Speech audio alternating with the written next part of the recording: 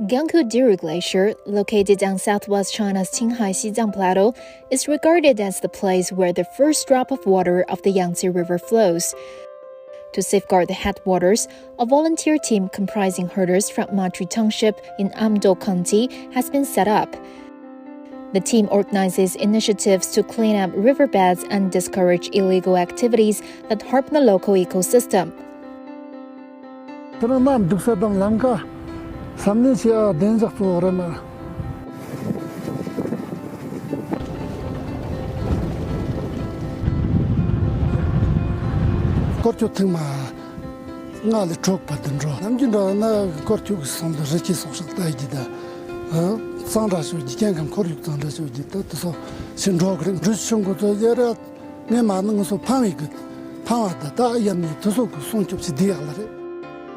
According to the team, a total of 137 people who trespassed into the protection area have been stopped and persuaded back, and 14 rescue operations have been conducted since the establishment of the team in 2016.